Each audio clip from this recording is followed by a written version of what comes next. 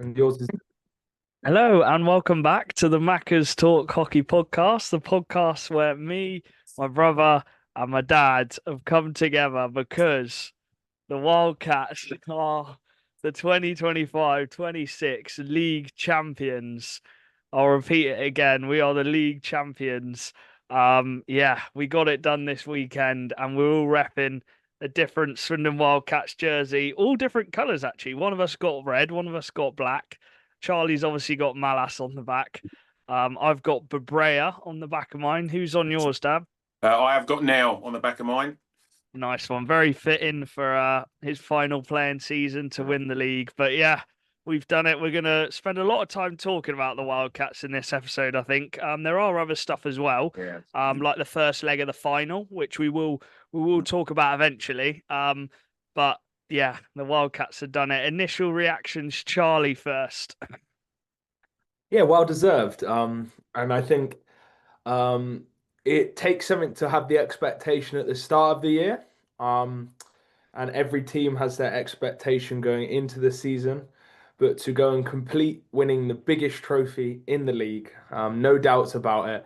It's the best trophy you can win. And proving that you're the best team in the National League is a statement to make, and that is what Swindon did this year. We went out, had a good off season. We signed some high caliber players, as mentioned in the Jones interview, and we go and back it up by doing it. And Swindon may have had a little reputation over the last couple of years to not get it over the line, to not quite manage to get it done. But this year, that reputation is ripped in half. We've won the league and we've taken it off of a team which has won it 3 years in a row. And so it's not an easy task to do. And no one can take that away from these players and the staff and all of that. They are the league champions and they are the best team in the second tier of English hockey. Yeah, we done it. Obviously, I forgot to mention we have got Chris Jones on for an interview, the league-winning overtime hero, who secured the title. We didn't originally know, which we'll get on to in a bit, but he that overtime goal was the winner. And he talks about that, the season, a bit about himself as well. So really nice interview. I know the Wildcat fans will love that one, and fans around the league as well. Yeah, Dad, obviously we've been watching for 12 years now, and we've seen Swindon win some trophies. Obviously when it went to the national one, we won a few trophies. We did win the league and the NHL one, but it doesn't quite hit the same as winning it in the official second tier of English ice hockey, and we've done it. We've now done it. Yeah, it was good, and I think for me, I'm 55 this year. This is the first time I've supported a team for years, and regularly going to watch them. And the first time we won a trophy, so it was something special. And I think for me, it was the manner in which it was done. There were nerves. Everybody was saying, with the points lead we'd got, it was a matter of time. But there was a bit of pressure. And I think the team were just pleased to get it over the line. But I just thought the manner in which they did it was superb. Actually, it was tight. It was the top two teams playing. But you can see over the last few seasons that Aaron and Richie have built a team that has developed year on year.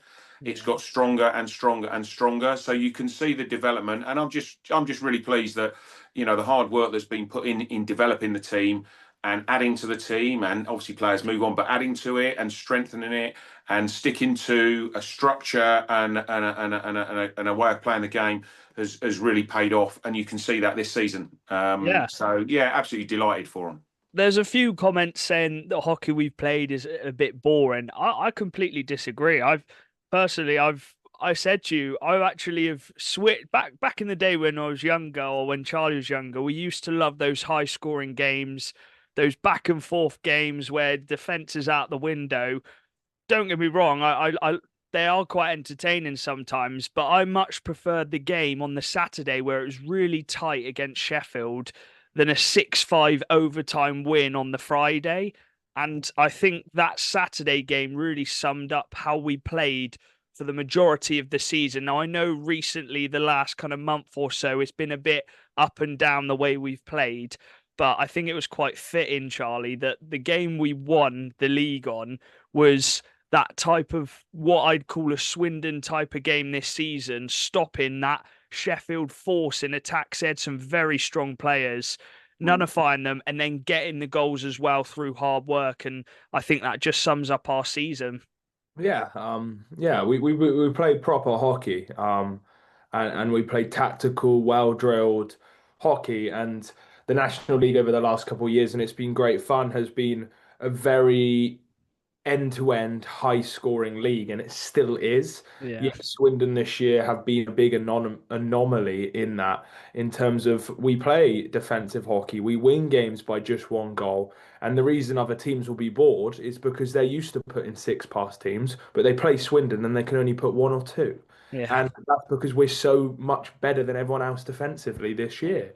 There has been a level to it massively. No import netminder in our team, but we got a Brett who's doing really, really well in goal, and just such an all-round. I think without trying to everyone has injuries. One of the reasons our form dipped slightly is because our second best or best defenseman in Ben O'Connor got an injury. But yeah, what did you say originally?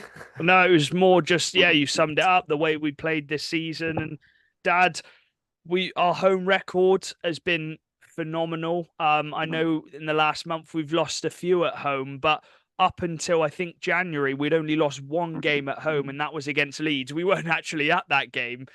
So up until January, we hadn't seen us lose at home. But we were so good on home. And then when we were away from home, as Charlie said, we were so comfortable at playing in those tight games. I think in previous seasons, it's got away from us a bit in those games, but the players, as the season went on, got more and more comfortable within a goal or two goals. Yeah, I think there's a couple of things. I think you're absolutely right. At home, it's been a fortress, and I think you look at a lot of the teams in the last couple of weeks, Hull being the exception.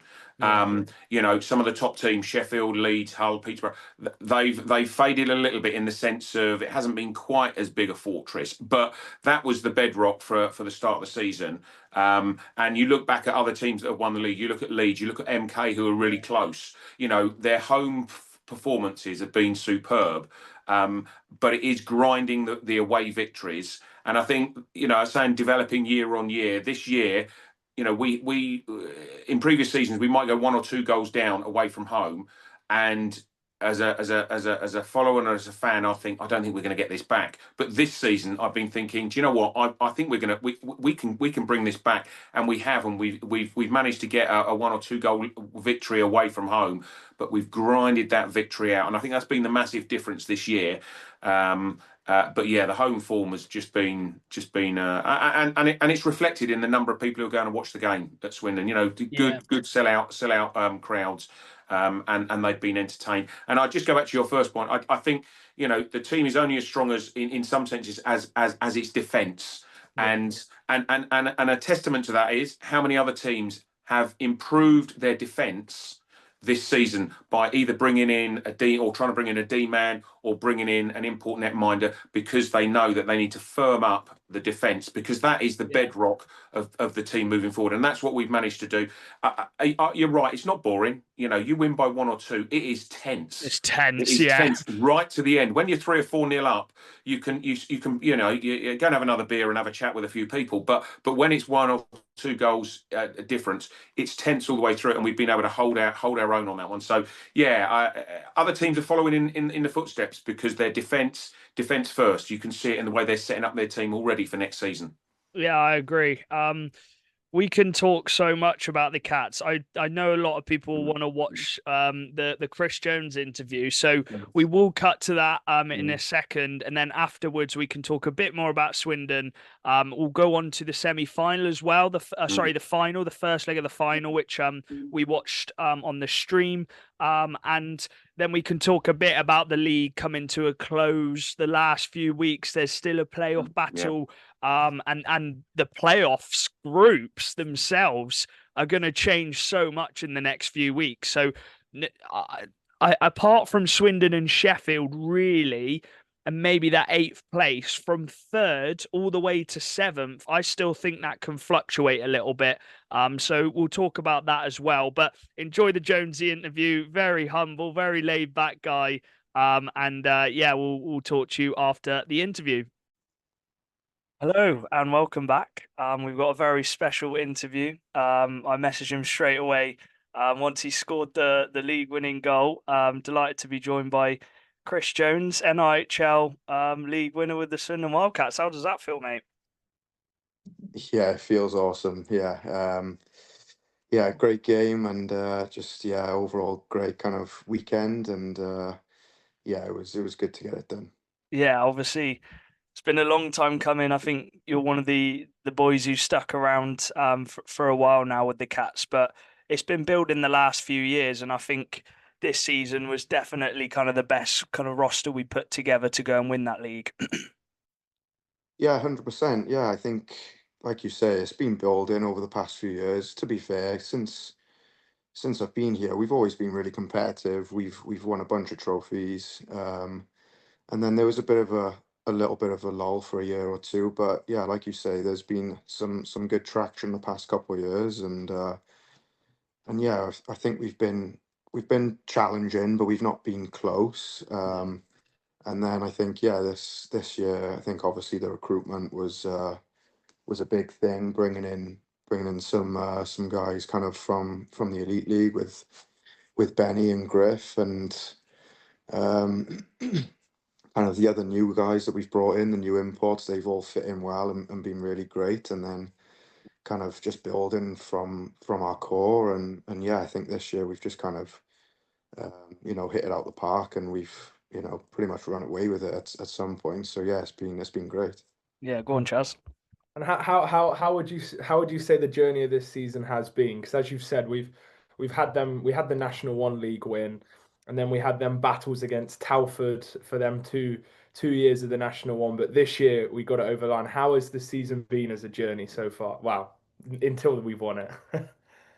Yeah, no, it's been it's been great. There's been some ups and downs, mostly ups. We've had a pretty solid year. We've been pretty consistent, and then Yeah, um, we kind of had a little bit of a blip there, you would say, maybe for a few weeks. yeah, Um, a little bit of inconsistency. I think we've kind of known it's been coming, the league title, and it's been hanging over us a little bit, which hasn't been ideal, but I think it's been there for everyone to see that we are trying, and I think the fans appreciate that. I think they know that we've been trying. It's just been a bit of a tough stretch, and I mean, yeah, we've kind of built up kind of plenty of wiggle room. We had plenty of points in the bag banked, and that's just down to kind of how hard we worked at the start of the year, and yeah, finally now eventually we managed to get it done against the next best team, I guess. yeah. No, that must be sweet. We'll get on to that in a bit. Obviously this season bringing in a few new players, but I want to talk about the ones who stuck around. What does it say about Swindon, first of all, for you to stick around, and later we'll talk about your testimonial. But Aaron just re-signing a lot of the same players and just adding little bits here and there, and it's eventually got us over the line this season. Yeah, of course. I think that's a huge thing, right? Is having that core group of guys. There's a lot of us now that have been together a real long time, and yeah, I think it's credit to the club in general. I think the way we get treated, from top to bottom, I think it's just a really well run club and a club that I know personally that I have loved being at and have never really had, any reason to look anywhere else or to want to go anywhere else. And yeah, like I say, I think that's credit to obviously, um, the Nell, Steve, Aaron, the whole family, and the way everyone kind of just feels a part of a family. And I think the fan base is kind of involved in that as well, and kind of all the staff and the volunteers and yeah, we've built a great culture, and I feel like I'm a big part of that, and we've got some senior players that have been around a long time, and it's just been a great few years. Saturday is going to be some celebration for all those boys who stuck it out for the last few years. Go on, Charlie. Yeah, let's touch on one of them guys in Aaron now. He's been your coach since you came in, player coach, and he obviously announced at the start of this season that it's going to be his last year playing. How has he been in this journey, being the coach, but also being a player alongside of you, and how much, or almost like, yeah, how much good has come through Aaron over the years? Yeah, I don't want to pump his tires too much because I'll get some stick for that. But no, he's obviously been great. You know, a main reason why I've you know, come back year after year, and yeah, I think just, you know, him as a player, he's, I guess maybe you could argue the GOAT. He's got the most points. You know, Most he's goals. been, yeah, just the amount of goals he scored, the amount of big goals as well. You know, it's not just random goals. He's scored big goals throughout his career. And yeah, he's been awesome to play with. But then the other side of that is obviously the coach and you know, the boss. And yeah, that's also been we've got a great relationship, and that's another big reason why I've stayed for so long. And yeah, obviously he's not going to be playing anymore after this year, but he'll still be there as the coach, and hopefully that can continue. We can continue our great relationship. When I'm sure you boys maybe heard a bit before the fans that he was going to be finishing his playing career, did that kind of send a message around the room? Right, we got to do it this year. This is the year to send Aaron off with a bang, kind of thing. Yeah, absolutely. I think, you know, when you hear that, you wanna make sure you do it for him. And I think there might be one or two other boys. There's always guys at the end of the year Yeah, that finish, and so yeah, I think that's a huge thing, right? Like, you want to make sure you do it for those guys. yeah. But I think, like you say, more so for people like Aaron, um, you know, Bully as well. Maybe, like, these are just, you know, club legends that deserve to ride off into the sunset, and have, you know, league champions, hopefully playoff champions, you know, medals. That would be awesome. And yeah, you know, obviously we're going to be fighting for everything to make sure we can do that. You touched on Bully. Obviously, he's captain again this season, and he's been with the Wild. I know he's a Nottingham lad, but he's been with the Wildcats for ages. He's probably behind Aaron the longest serving cat, and for him to get to lift that trophy on Saturday, um, after I know we won the NIHL one league title, but to get the National League, the official second division title, for him to lift that's going to be really special. Yeah, absolutely. I think, you know, it's always special to lift a trophy, but to get that, you know, legit second tier championship league medal, yeah, I think that's gonna be awesome. And like, you know, similar to Aaron, with him kind of, I don't know if he's like fully announced it or anything. I don't know if he is, but there's Yeah. obviously been talk that maybe this might be his last year. And yeah, that's just a real special way for a special guy, and a club legend. And yeah, I'm really excited to see him lift that trophy on Saturday. That's on. Go on, Chaz. Yeah, and on your personal role this season, how have you felt it's been? We've got I'd say a very depthy attack in forward core. We've got so many players who can play up and down the lineup, and you've been on all sorts of lines on different power play units. How has it been for you adapting to kind of playing wherever now puts you? I feel like you've been up and down everywhere.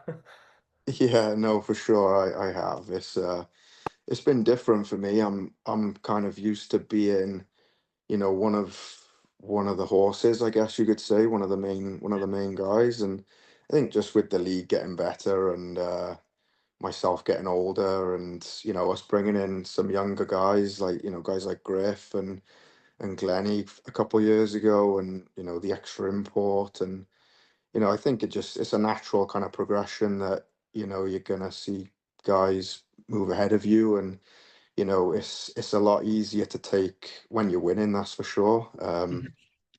It's not something that you want or you kind of accept, or you accept it, but it's not something that you kind of are thrilled about. But at the same time, when you're winning, it's definitely easier to take. And yeah, hopefully I can just kind of do my bit, however big, however small it is, and yeah, hopefully, come the end of the year, I can maybe get another big goal in. Who knows?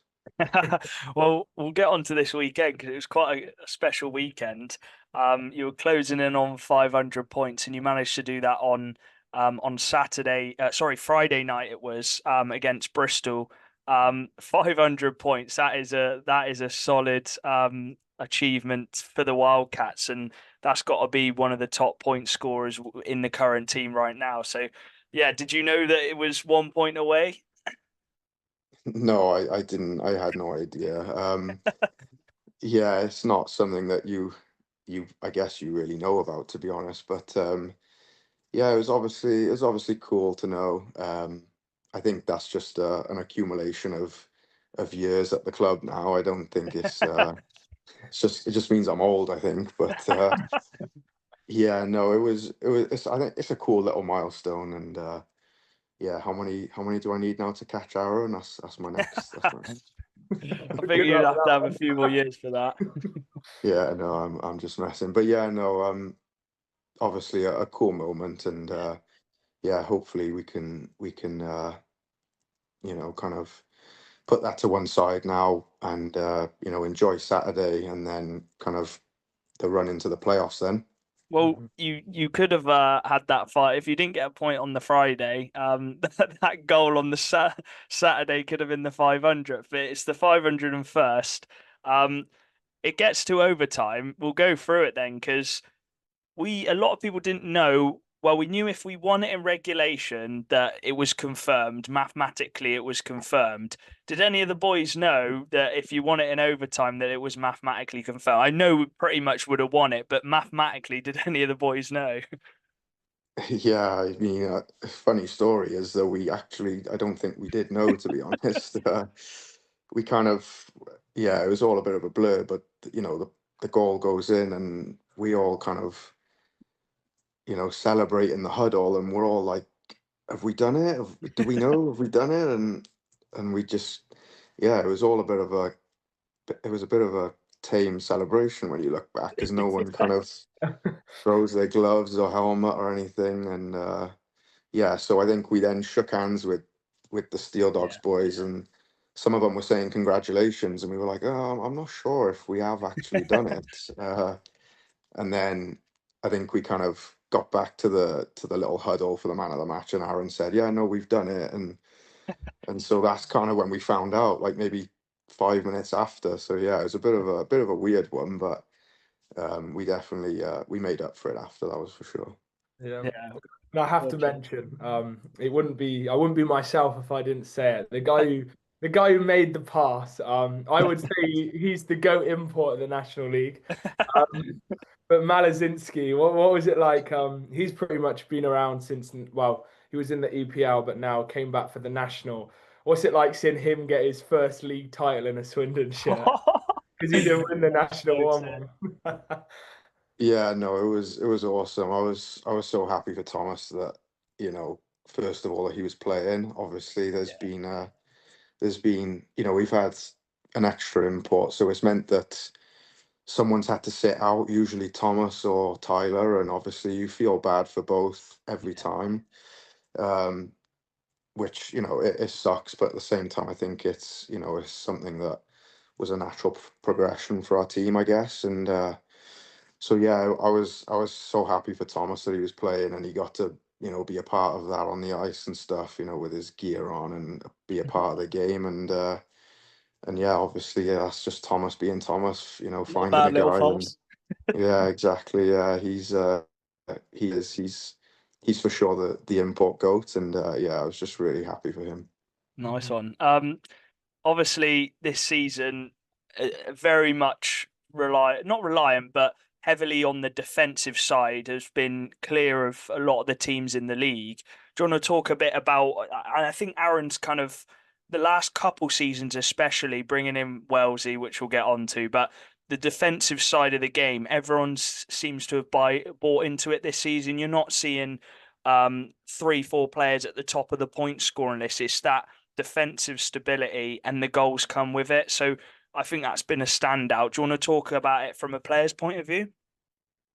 Yeah, for sure. Obviously, like you say, Aaron he does, even though he's himself as a player very much all about the offense, and that's kind Yeah. of his game. I think as a coach, he's like honestly like the total opposite. He expects a lot of us defensively. He expects us to, he expects the forwards to backtrack hard. He expects commitment in the D zone, commitment to defending hard, and a check-in mentality is the one he likes, and yeah, it's something that you can see. I think I want to say we've let in the least amount of goals this year, Oh yeah.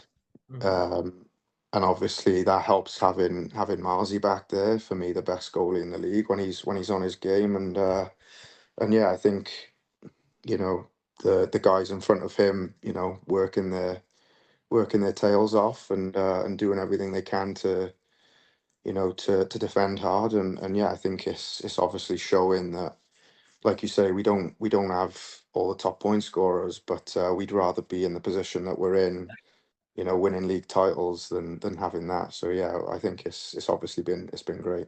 Yeah. Mhm. Go on, Chaz. Yeah, definitely kind of unit defensively, and kind of all buying into that kind of Aaron Now's plan. I'm guessing it will kind of come down to, but yeah, I want to mention him, Ryan Wiles. He for me, he's been a bit of a game changer since he came in. Watching him the fall of last season, the way he defends first. What impact has he made to that D core? Kind of coming in as the import D, but kind of setting the standard for import D as well. Yeah, he's awesome. Again, I don't want to pump his tires too much because Sorry, no, Jonesy. but no, he's great. The thing I think the good thing with Wellesley is like he's obviously a great player, but he's a great guy as well. Um, yeah, I think that's the thing that maybe the guys like most about him is just kind of, he's a great guy. He's easy to get along with. He's fun. He kind of, and then when he goes out on the ice, he does the business, and yeah, for me again, the best, probably the best import D in the league, maybe the second best D in the league, I would say, probably behind Benny. So It's not bad we're, having we're both. yeah, we're lucky in that department for sure, and yeah, since Wolsey's come in, he's taken our decor to a new level, and yeah, I'm glad he's around next year, and hopefully for a couple more years. We're all over that. We'll finish off by talking a bit about the lead up to the playoffs. And yeah, it's a big one because it's another piece of silverware which we haven't got yet. We've obviously made it to Coventry the last couple of years, but I can imagine all the boys are desperate to get that, and in Aaron's final playing season as well. We've had a few injuries. A lot of teams have had injuries over the season, but hopefully we'll get a few guys back for that, and over the next few weeks we can rest up and really go for it this season.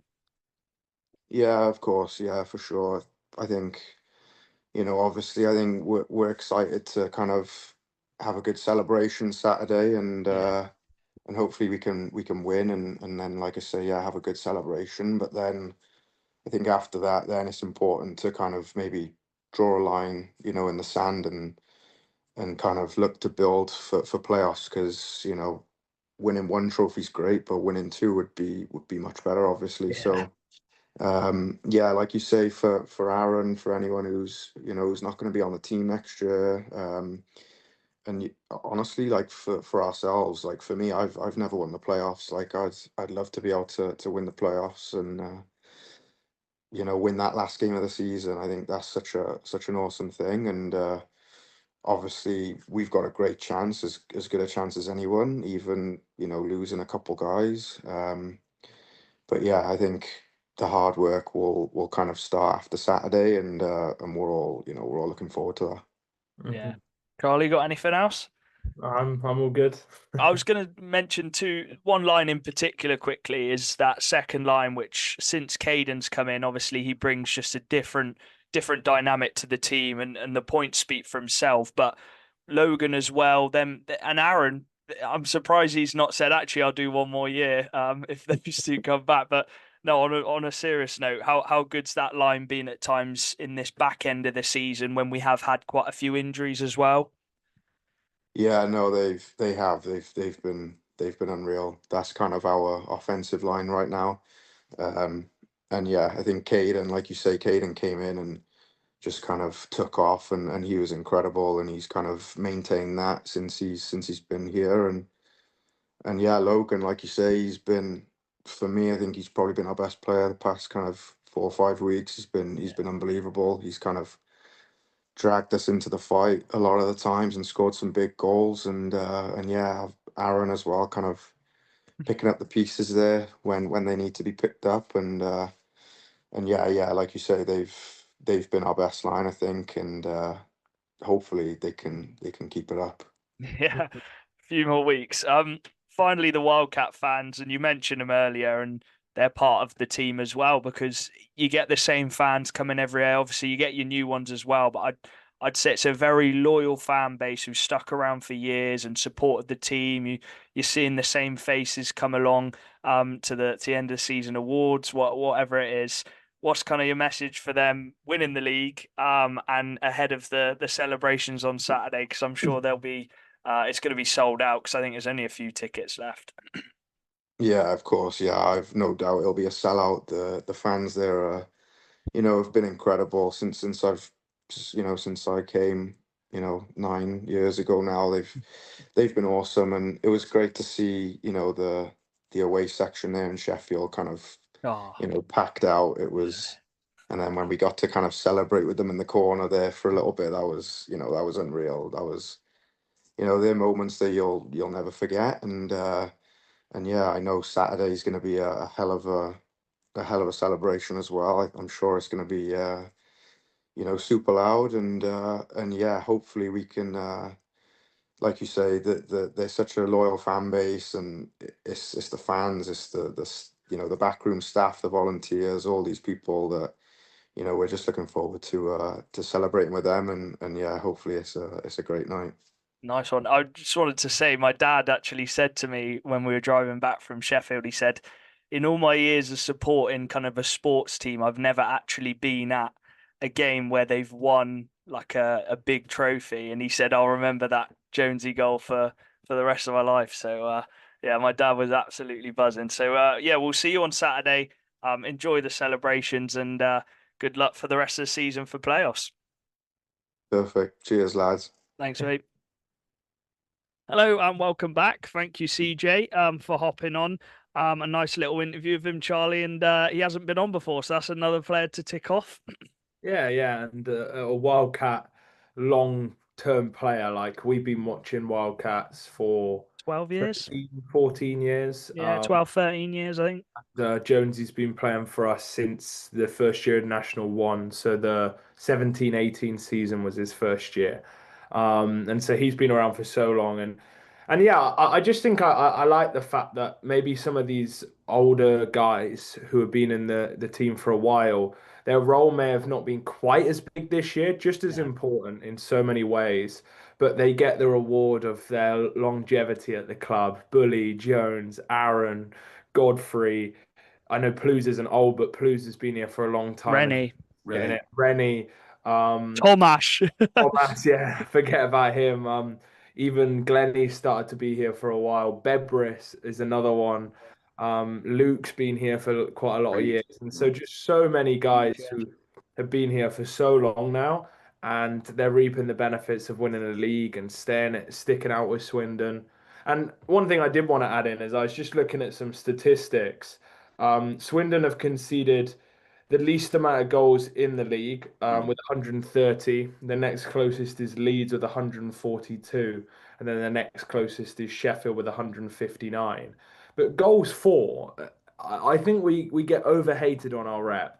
We are fourth in the leagues for Yeah. goals for, and we're only 8 goals off of top of the league in Yeah. Telford. And we're literally 6 goals off of Sheffield and 2 goals off of MK. We've scored more than Hull, Peterborough, Romford, Leeds.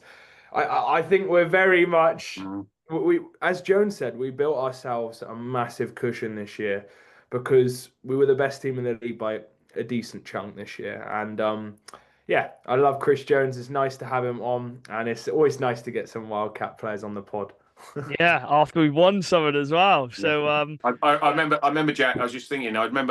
Um, I remember being invited. Somehow I got into the press conference where all the sponsors were in the room at the Link Centre when Chris Jones was unveiled. Oh yeah, unveiled And I from remember that one. Cardiff. It was quite a one. All the sponsors were there, and Chris Jones was presented to the sponsors and the key people behind Swindon Wildcats, and you know that was, as you rightly say, 2017 or whatever. Yeah. So I remember his first game for us. And then, ironically, I'm sure you mentioned it in the interview, but 500 points, 501 points over the weekend for Swindon Wildcats. Superb achievement. Yeah. We'll spend a bit more time talking about the Cats. That's fine. First of all, it was our expectations to win the league. Me and Charlie both said at the start of the season we were predicting Swindon to win the league. And this season we think we'd built the roster to win the league, and they've done it. And I know it's easy to say, well, they probably had the best squad in the league, but we've been known, Charlie, as you mentioned, to not getting it done or not being able to finally do it. But this season we can actually say we've done it. And I know other teams haven't found that consistency. There's been injuries, but we've been hit with injuries the last month. But because we built up such a good lead and we're the most consistent team, we've reaped the rewards of winning that league title. Yeah, no, and yeah, there's always expectation going into seasons, and there would have been multiple teams this year with the expectations of winning the league, and there were many people who didn't put Swindon to win the league, and I guess the guy I want to give a lot of credit to is Aaron. He's had his fair stick online from people over the years, but he's gone and backed it up with a league title, and yeah, it doesn't matter whether people think Swindon got it easy or not. We won the league. We found a way to get it done this year, and that was because we were super consistent each week, every game. We just turned up and we played hockey, and so yeah, it's massive for us, and sometimes this is what it takes is getting that first big trophy off your back. And this core group of players, I think a good chunk of them, they've still got time to go. We got Ben O'Connor and Wow signed up. That's, in my eyes, the best 2 defensemen in the National League signed up next year. And so it's not like this team's going to go shy. And as Jonesy said, they're still going to have their eye on the playoffs. We may have some injury problems, but they're going to keep their eyes open. And the team's done themselves proud this year, and especially Aaron. Big pressure going into this year. He'd announced it was his final year of playing. He would have felt a lot of pressure to kind of win something this year, and he's gone and won the biggest prize of them all. And yeah, it's just a massive moment for the club. And as Dad said, I think even just take out the league win, the attendance has probably been the highest it's been. Yeah, so many. I don't know what the attendance was like before we started watching, but by far the highest attended season we've ever watched. And just seeing all the fans come through the door, the hype around the club, the social media team doing well. It really has been a team effort going to this point. Like, it really has been. They've built it from 800 fans a week to 1,200 a week, and they've built a group of players up over the years. And so it's almost felt like it's been like since the EPL dropped, it's felt like we've built and built and built and built, and they're getting a big reward, which is winning the league. And yeah, I'm just really happy for the club and all the people involved, because I think it's well deserved, and they put in so much work behind the scenes to get here. Yeah, we've talked a lot about I guess the players who've been with us over the years, for many years, but the import recruitment, Dad, Aaron Nell smashed it, in my opinion. Not because they're the most top point scorers, because I'll check now quickly. Logan's our top point scorer, I think, with like 72 points. He's ranked 12th. So, like, it's not about that with the imports we brought in. Caden, if he probably played the whole season, he probably would be up there with the points. But the likes of Watty, who's come in, he got some big goals at the start of the season. Malash, he buys into that defensive game even at the age of 39. Wellesley, for me, is the best import in the league. Like, the import recruitment he smashed, whereas other teams, I don't think they did smash it. Whereas Aaron did get that right, and not just because they're good players, but also great people, and that's something he really tries to find, isn't it? And every import has been so good in the locker room as well. Yeah, I think from a fan's perspective, the boys that have been brought in, the fans love them, and they've got to know the fans. I think that's one of the attractions. We're only a little town. You look at some of the big boys in this league. Cities, and there's lots of hockey teams near each other. How close is Bristol? I get it, but we're only little old Swindon. We're not a holiday destination, are we? And yet people are coming and living and playing hockey in Swindon, and it has been right. And actually, tough decisions. You mentioned the goals scored, Charlie. That it wasn't too long ago that we weren't in the top four. We were further down the league. Defence brilliant, but not scoring as many. But then suddenly, decisions made, people brought in. And that's exactly what we needed. So the import structure has been superb, and I think you do hear little snippets from other people in other teams just saying Aaron's got the imports absolutely spot on, and it's not yes, we'd love them to score 80, 90, 100 points, but actually it's just proved this season 3 or 4 top people in the 70s, but actually you look at our D, it's not just Ben O'Connor and Ryan Wells. Bradley's got goals in as well. Glenn's been in there. Yeah, it's across the board, which has been the key to winning the league. So spot on the recruitment. You're definitely right on imports. We've AC imports this year, and I think you look at maybe some title challenges. I think Sheffield got their imports really well, but maybe at Leeds, they've had some changes with imports and they haven't got that production you want. MK fans are not happy with their imports throughout this season. And then, so you do look at them other teams, and Hull have had some import changes throughout the year. And so, getting them imports, and none of them have left. We've obviously got a fifth guy in now, has made a huge difference. And probably, I reckon, the team which will finish first and second have got the best import fours in the league, fives now, in Sheffield and Swindon. I think we've got the best 5 imports in the league each in terms of as a 5, potentially adding Telford in there as well. Yeah. Right. Let's talk about this week. Wow. Let's go for the final first leg, because we thought that was going to be the first trophy won this season. It's the first trophy up for grabs, but because Swindon did do so well, they ended up winning the first trophy. But the final first leg did take place, and a really tough one for Leeds. Obviously, no Kieran Brown, so it was going to be even tougher for them going into it. But Sheffield come with a plan. It's a much improved Sheffield team. We know that Shudra dropped down and played in it. They had Nordstrom, Watson, pretty much a full strength Sheffield Steel Dogs team.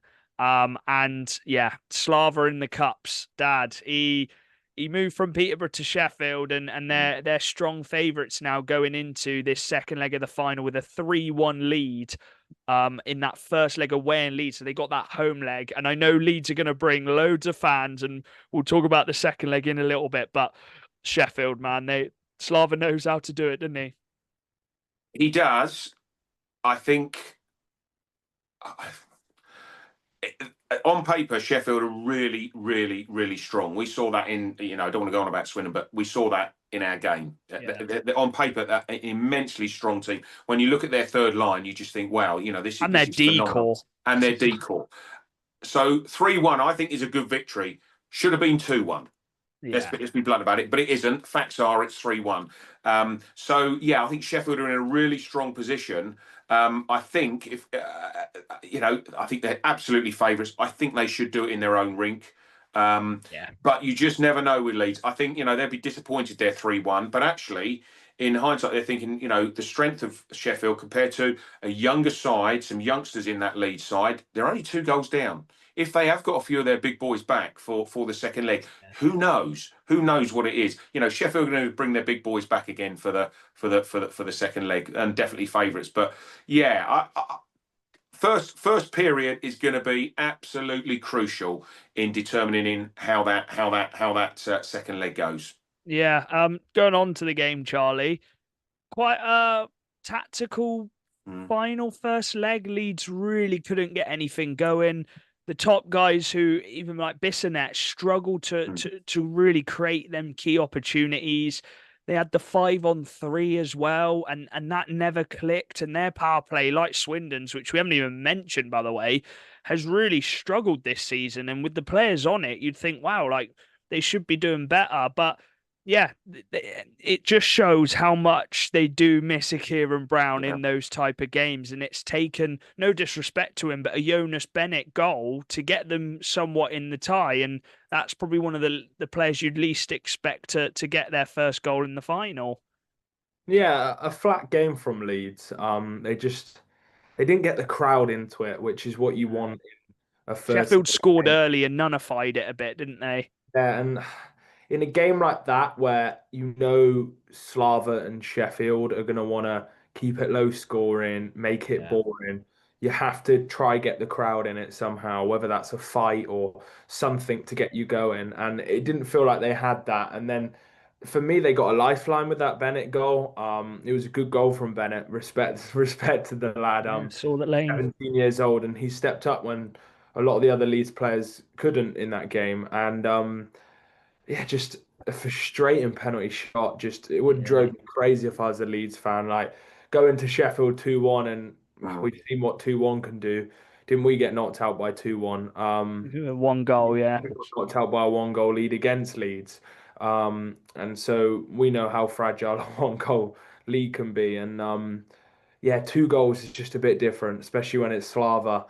And yeah, I think a lot of credit does go to Sheffield. I think Sheffield were good, but at the same time, I think Leeds will come away disappointed. And just thinking we could have done more. Yeah, we didn't have Brown, but I didn't feel like any of the top players stepped up for Leeds in that game. And I think Aldridge is going to be looking in the dressing room and saying, "All right, we got another leg to make up for it. We're only halfway through the tie. You top boys, responsibility is on you. You got to get goals this game." Well, the helpful thing about this year is that the finals are 2 weeks apart. So Kieran Brown might be back for the second leg. I can imagine he's going to be itching to play in that second leg. So you'd think they'd get him back. But Dad, that goal, we will touch on it. It's gutting for Ollie, because I'm sure he's not meant it. In the moment, you're just trying to stop Genjanov breaking away. And maybe that's a bit. Remember, he's still only 21 years old. People speak of him because he has been in this league for so long, but he's still a kid or a teenager. It's not a teenager. He's a young adult. Young lad. Yeah, young lad. But he's thrown the stick at Genjanov. I originally didn't know that was an automatic penalty shot. And I was like, oh, if it's just a 2-minute, that could be a good penalty to take with 15 seconds left. But actually, in the rules, he's put off the attacker on a 1v1. And it's a penalty shot. And when you've got a player as skilled as Genjanov, doing that on gospel, he's really going to be kicking himself, Ollie, and he's going to learn from it. As I said, he's young. Leeds haven't had too much like bad moments where they're free league title champions 3 years in a row before this season. So yeah, it's a really tough one for Ollie. But as you said, that could be a tie changer, couldn't it? That penalty shot from Genjanov. It could be. It's a mental attitude now, isn't it?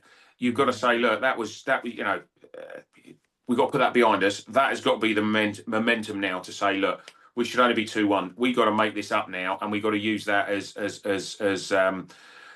momentum to push us forward now and say, right, we've got to put that behind us. Let's prove that is not going to be the deciding factor, and let's push forward. Ollie's been one of their best, or is, not was, is one of their best scrapping forwards out there at the moment with his line, Finn Braden as well. So it's they're still in with a shout. I still think the first period is going to be crucial. First goal, is going to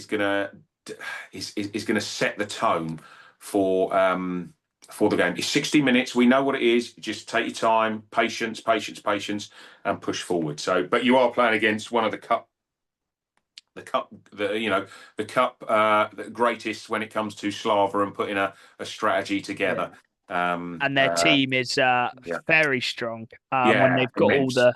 all the players. So the second leg I think is next week, isn't it? I think it is next week. So weird that in between a final and the two legs, they're playing against each other in the league. It's just like, that's why I loved it last year, because you just had the back-to-back games straight up back-to-back. But hey, that's how it is this year, obviously, with it not being a full-on professional league that you can't just add fixtures in here and there. Right, that is the final first leg review. Let's get on to this weekend, just looking at results and teams as a whole, and we will just quickly get Swindon out the way. We had a very different weekend. The Friday was just a bonkers game. We didn't play well whatsoever, but as I said, we've still got the players to be able to score goals, and we got it to 5-4. I thought Nell had got the winner with 3 minutes to go, and then, as Bristol have done so many times this season, they just again scored 5 goals, got a point in overtime, but Owen Griffiths bags the overtime winner, Dad. And that was a big one, because if we'd have lost that overtime, it meant we couldn't have won it in Sheffield the next day. Yeah, I know. You said it, it's bonkers. It was just one of those where we went 2-0 up and you just thought, hey, we're doing all right here. Thomas was in goal for the Pitbulls, and he hadn't quite settled, and we got 2 goals, and then 2-2. Then we went 4-2, and you just think, come on, you're not going to make the same mistake again. But Thomas was locked in then. Yeah, he suddenly became locked in, and rightly so, man of the match at the end of the game, and we just let it go again. It's just absolutely crazy. But what we have done is, in the overtime, is that face-off and getting possession of the puck. And Villegas,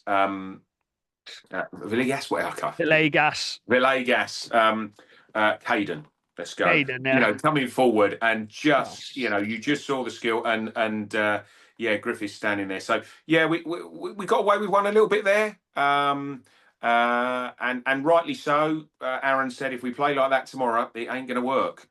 We've got to be better than that. But we got the job done. That's two overtime victories against Bristol, which is nuts. 6-5, 6-5 overtime. 6-5, and then so we got it. Important point for Bristol, and fair play to their netminder.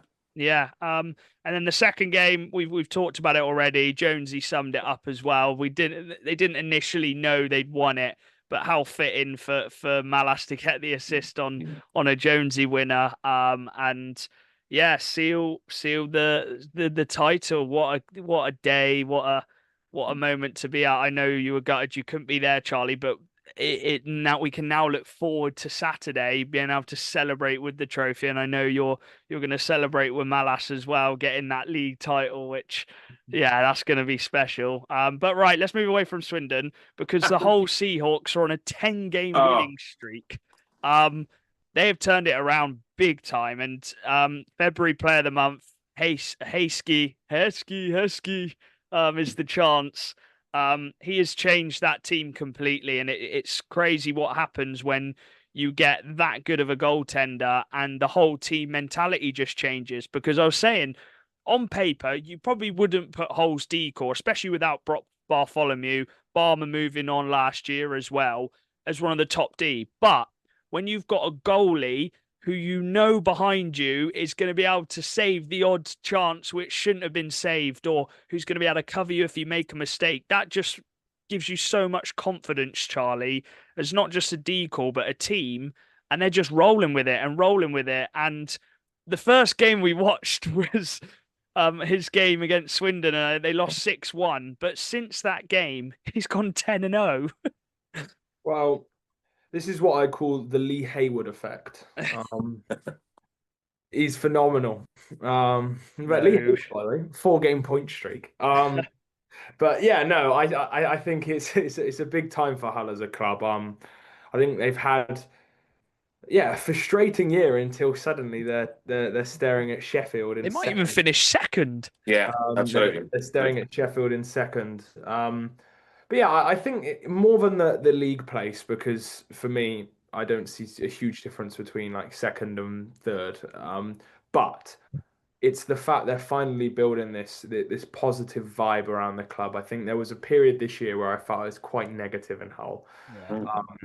They weren't winning. Sobchak wasn't getting the points there anymore.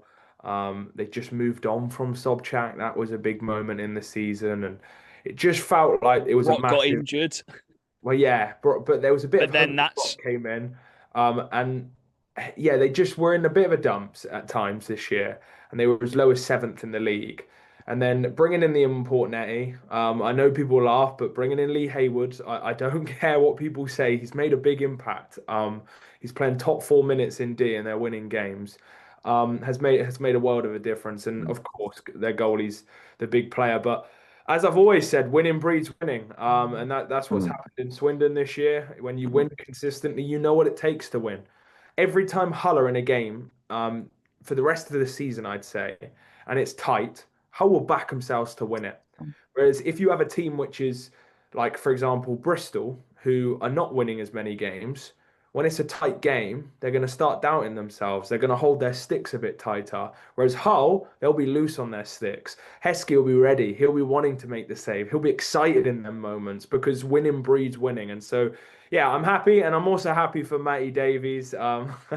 It's nice to see. And I don't think Hull will be in our playoff group. That's my prediction. So I think Hull will finish in the top three. I think Sheffield and Hull will.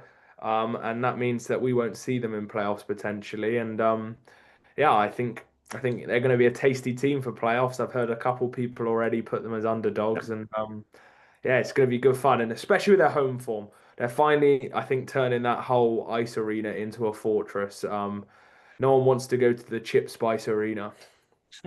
Well, yeah, the crowd are, yeah, the whole fans are buzzing at the moment. It's the perfect time to hit form. And I remember when we did call them out when they were at that lowest point, Dad, and something needed to change. They made those changes.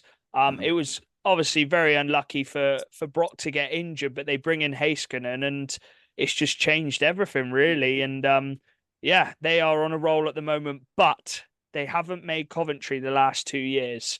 And they'll be hoping it's a third time lucky. So this is a big one for them. And yeah, they're in good form to go into playoffs, but they've got to now get there. And they've shown in the past when they get to Coventry, they're a team who can go and win it. And I think that's why a lot of people are putting them as underdogs. But the hardest part, I think, this season will be getting to Coventry because it's those 6 games. So yeah, really good vibes at Hull and good vibes at MK as well. 5 wins in a row. They were struggling to get 2 wins in a row all season. And Tim Wallace moves on. Christie comes in, and they call it a new manager bounce in football. Well, it looks like they've got this new manager bounce in Milton Keynes. The team seems happy. They're playing like the MK we know. They're scoring a lot of goals at home, and they're picking up wins on the road. And that is what MK fans are expecting from the start. And it's been a bad season. It has been a bad season. Let's not call a spade. But if there's anything to make up for the season, it's to now go on a playoff run and try and defend their playoff crown, because that's the last thing available. So, yeah, Dad, it's been impressive, to be fair. And I know we've had our laugh and banter with Milton Keynes, and we can banter them, their fans, because we won the league. And I know a lot of them put MK to win the league, but they are playing well at the moment. And considering they struggled to get away wins, I think they've got just as many away wins under Christie as they were getting under Wallace. So fair play to them. Yeah, something's changed there. I expect it's the dressing room. Yeah. I think that's key. Yeah, I mean, in some ways, it's great to see Milton Keynes coming into form. For many teams, it will be man alive. We've got MK coming into form. If we go and play them, there's 2,500 fans there. They're the sixth man on the ice. The drummer's got something to drum about now, hasn't he?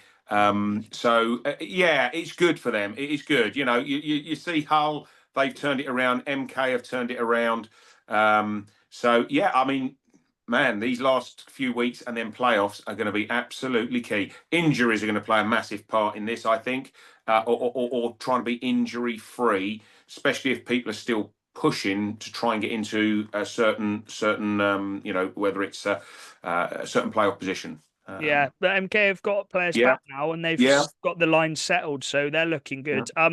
Leeds struggling, but they have had a lot of injuries. Obviously Brown's been out, D-Men out. So they've struggled, but the focus is that second leg of the final, and you just don't know with Leeds. They could go and win this playoff. So we won't touch too much. I'll mention one player from the Phantoms. That's Ferrara, 100 points this season. He's just been he probably has been the best forward in the league, probably the best player in the league. 100 points. For a Charlie, Brit, wow. I know, as a Brit, he's trumping the imports, isn't he? It's gross. It's actually gross that Ferrara's doing this. Like in a weekend where they lost both games, Luke Ferrara got 6 points. Like it's ridiculous. Just listen to the last 4 games: 4 points, 2 points, 4 points, 5 points. He's another level, and they are relying on him right now. Like Phantoms are it's top line heavy, very injured right now, and the depth is low. But the next nearest Brit is TJ Anderson. What a guy! Yeah, he's on 74 points. Yeah, that's class. So you've got 29 point difference there. And so massive respect to Luke Ferrara. It'd be between him and Wales for player of the season for me. I think they've both just been phenomenal. And then I can never not mention Ferrara without mentioning the GOAT, Yanni Lakanum. What a guy. Just still 43 years old, second top point scorer in the league. I think that says enough. Yeah.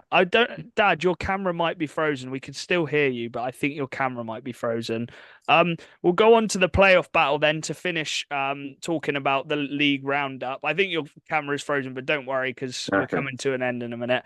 The Raiders, Solway Sharks, Bristol, and Bison really going for that 8th spot, and it's still open. There's 6 games left, 7 for the Bison.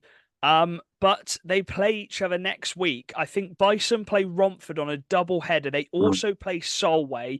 And then in the second to last weekend, Solway play Romford. So Solway are 4 points behind Romford. It would be some comeback to be able to do it, but let's not write Solway out, Dad, because they're just picking up the points now, even if it's an overtime loss like they did against Bristol. They'll be frustrated they didn't get both points, but it's another point closer to Romford dropping some points, which they did this weekend. So, it's an interesting playoff battle. You can't write out Bristol because they can score for fun. It's just about letting them in the net. And Bison as well. They still all believe that they can get the playoff spot. I think this weekend specifically will be a big telling for some of the teams, but I'm hoping it goes right down to the last weekend. Yeah, it is. And I think Romford should be favourites. Oh, yeah. With their power, with scoring power. But you just don't know. Teams are going to be getting ready for the playoffs. Yeah. There's potentially players going to be rested in the top part of the league. True. Rightly so. Some of those players have played an immense amount of games. And you want to be ready for the playoffs. So it could play into certain teams' hands, not deliberately, but a necessity. But in the next couple of weeks, every game is a cup game for playoff game almost for Romford, Solway, Bristol, and Basingstoke. Yeah, exactly. Yeah, I do want to say, Charlie, I think it's the start of the season which just kind of let them down. They obviously didn't have their ring, but fair play for Solway to keep battling along.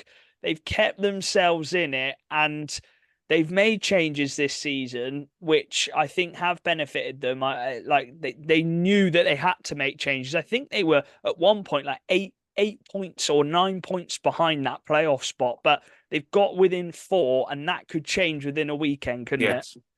Yeah, especially this weekend. Basingstoke, it's very unlikely. I'm supporting them. Another now club, come on. And For Dan. well, mainly Dan, yeah. But they've got Solway at home and then Romford away and at home. If they get a 6 point weekend, it completely mixes it, but that'd be very unlikely. Um, yeah, I think for Romford, it's about keeping consistent. And then for Solway, I think Solway we're 6 games till the end of this season. I think Solway realistically would need at least 4.5. Yeah. And Romford would need to have some bad results. But yeah, Basingstoke, it's in your hands, people. You've got a massive weekend where you can help out one of the other clubs, or you can help yourself and put yourself. If they win all 3 games, they go 1 point behind Romford. So see what happens. I don't want to be the guy who tries to stir the pot, but yeah, if they do win all 3 games, they go 1 point behind a playoff spot. So yeah, it is all to play for. If I'm going to put my money down, I'm not a gambling man, but I'd put Romford to get it. Yeah. TJ's gonna have a good weekend. That's all I'm gonna say. Yeah. Yeah, I hope it goes right down to the last. Yeah, that is pretty much it for our episodes. We could talk about the season and What? Swindon for so long, but no, we've done it. We've done it, and we're gonna be able to celebrate it on Saturday. With the players, with the fans we've been watching on the corner with for so long. So yeah, I cannot wait. And I don't think it will hit until we actually lift that trophy. Although Saturday was very good, Dan, wasn't it? Saturday was immense. It was the game finished, as we know, and we weren't quite sure. It's a phenomenal overtime winner. All the fans were thinking, have we done it? Have we not done it? We weren't quite sure. The Swindon players then went to their end, and which is the opposite end to where the fans are, and that they did the man of the match, which was obviously Rennie Marr. But instead of going off the ice, they remained on the ice, and then you just saw the players hugging each other and high fiving sensitively.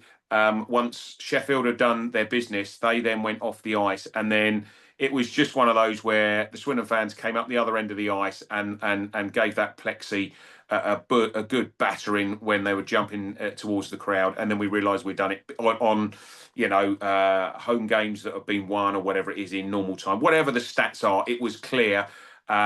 It was special. It was special. And I think the fans. Credit to the fans, but credit to the players. They just mingled with the fans afterwards. We got back at 2:30 in the morning. But it was so special. So yeah, it's a day that I think we're not going to forget. Anybody as a Swindon fan's not going to forget. Still got the wristband on my wrist. Sheffield 20 whatever it was of February. That is the day we won the league. So spot on, boys. Yeah.